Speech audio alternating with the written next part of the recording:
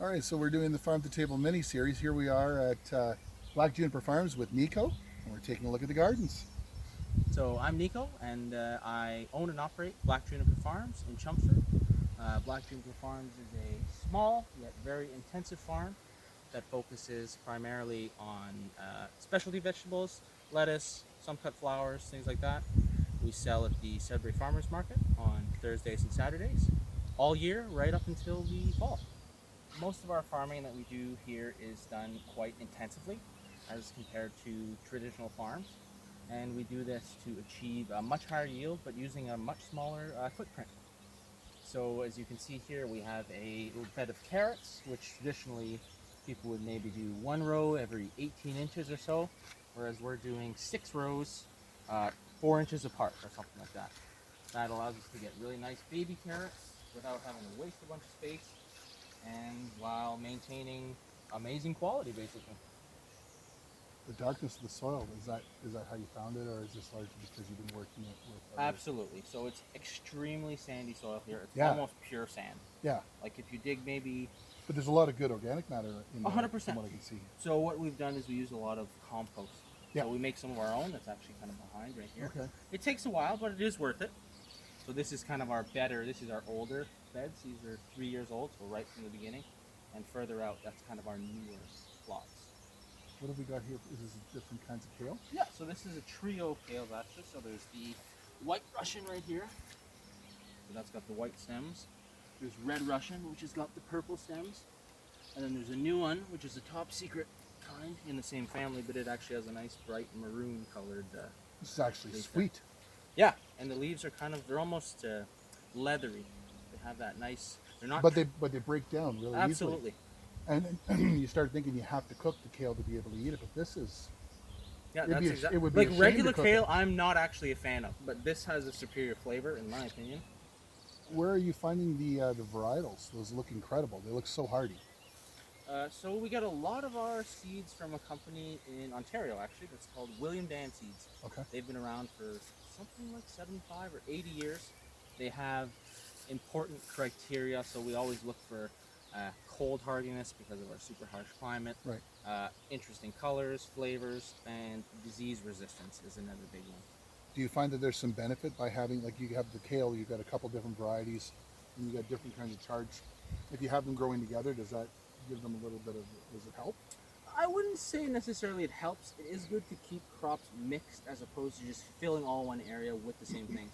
Right. But also, it just so happens to be our succession planting. So we started off with kale and chard, and then a few weeks later we put in kale again.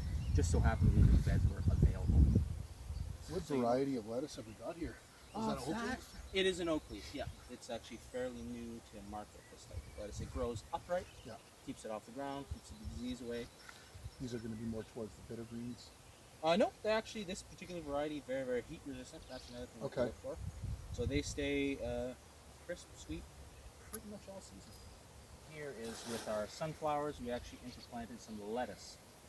So not only do we get food out of the bed, but we're going to get nice flowers as well. Those lettuces are going to be a little bit happier to have some cover, a little bit Absolutely. of canopy. It kind of falls well that it's summertime. Okay, right. And so that these sunflowers and those are the same type. They're just about 3 weeks away from each other. So Okay. by the time this sunflowers gets about knee high, a little bit higher maybe, Right. the lettuce will be ready to harvest. Just go around, and then it should leave a nice, clean, weed-free middle part for the lettuces as well. That's cool. So this is a specific variety of pepper. They're called shishito peppers. It's a Japanese frying pepper, often used in tempura. And a fun little side kind of note that they have is that about 2% of them are spicy. So they have about a quarter the heat level of a jalapeno. But they're a little surprising Okay. when you've eaten all the other ones Yeah. that are kind of, mild. But once you get it, it's surprising but very delicious. Usually they're like... So it doesn't crest jalapeno. It's a little. no, oh yeah, it's below for sure. But It's the kinda- surprise of it having Oh a yes, couple. oh yes. It's kind of like milder eating a bunch ones of and green then- peppers and then throwing in a jalapeno kind of in disguise. Kind of like that though. It's kind of Absolutely. They're usually blistered, like either on Yeah. a grill or just like a super hot skillet. Throw them Okay. in with a little bit of olive oil and sea salt or something. Last fall, we tilled this up, planted some rye, Mhm. and then this year we let it grow a little too old, and then we basically take a board, crush it down, and then Yeah. cover it with one of those tarps that you saw over there. Yep. Let it sit, and basically what it does is it not only adds organic matter to the soil because we're going to cover it with compost after, but Right. it also creates a carpet sort of that smothers the weeds even more so than the tarp. Right. Excellent cover crop. It'll germinate in like -2, you know, Wow. and in the spring it's out even when the snow is still falling. Mhm. So it's extremely hardy. What do we got here? So this is a new crop that we're trying out this year, new variety. It's actually a baby romaine. So we tried a different variety last year, excellent success. It's basically everything you want out of a romaine. A nice blanched center with a nice sweet interior, Okay. tender leaves, holds really well in the fridge, but they only get about yay big. Though Okay. they have the weight of a full-size romaine. Okay. So it's kind of like I get to put more romaine in the patch instead of having fewer giant Sure. romaines. And the taste is better. They're a little bit more resistant to disease. So really, Do they all in fill all- out much more, or are they pretty close to? Oh, they fill out much more. Yeah, they'll get to be about that size. They Okay. weigh, I think last year they weighed about 1.5 pounds or something like Oh, that. really? Oh yeah. Most romaine is actually about 3 times the size as what you would normally picture it. It's Okay. just when they harvest it in the field, like in California and stuff Yeah. like that, they just take out the middle. They're huge. Okay. Yeah. So we'd only be able to get maybe 2 rows, whereas we're getting 4 in here. Nice. So that's like, you know, close to 200 lettuces in such a small footprint. You can't really beat that. That's what we want. Lots in a small space that taste good and that look nice. That's actually a red Boston there. Red Yeah. Boston lettuce. Boston lettuce, pretty hard to find in the stores. Doesn't Pretty ship delicate. well. Very delicate. Yeah. Usually you get them in the hydroponic in the little clams Yep. there. Yep. But they're very small. So we get these, you know, good size. Okay. 10 inches wide. They have to be a little further away, but you can't really beat that creamy, you know, creamy center, tender leaves. So it's looking like you're doing okay for pest problems. I mean, how do you control that? It looks like you're not using pesticides. So what's your methodology?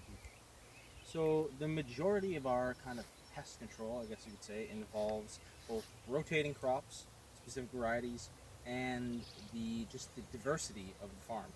So a traditional farm growing lettuce may have 5 acres of nothing but lettuce for miles and miles, all the same kind, all put in at the same time, and the chances of a disease happening are much higher. Kind of like people, same idea. The more you are, the more packed you are, the higher there are chances of disease. Whereas if you diversify, you know, radishes, lettuce, carrots over here, and blah blah blah, pests that like carrot may dislike lettuce, or vice versa.